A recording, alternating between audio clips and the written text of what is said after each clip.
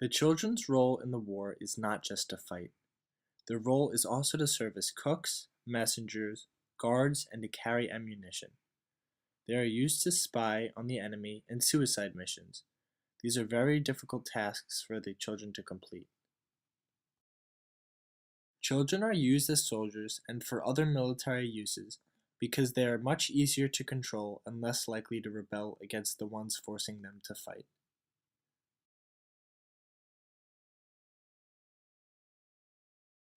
Children all over the world below the age of 18 are being forcefully recruited to fight in the wars. The recruitment is made without permission from the child and forces them to put their lives at risk every day to fight and serve in the military. This is a problem because the children have no choice and are exposed to awful things at such a young age, which can lead to problems later in life. As Grace Machel quotes, "War violates every right of a child, the right to life, the right to be with family and nurtured and respected." In Chad, child soldier use by armed forces and non-state armed groups has been extensive. From 2006, large numbers of children were recruited into the Chadian army to fight against armed opposition groups. Children to this day still remain on the battlefield, and there has been no efforts to move them completely. Children may join armed groups as the only way to guarantee daily food and survival. Children are more likely to become child soldiers if they are separated from their families, displaced from their homes, living in combat zones, or having limited access to education.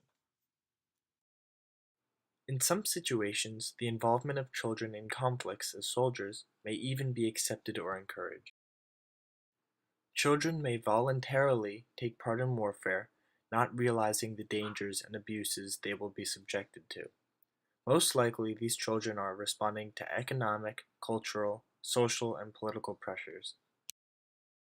Since these countries such as Chad are using children as soldiers, it gives other countries the message that it is okay to use child soldiers, and it passes along a very bad message.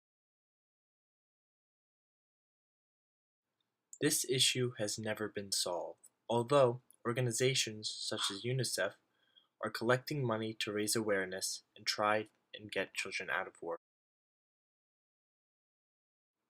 One challenge is that other countries do not help in removing children from the military.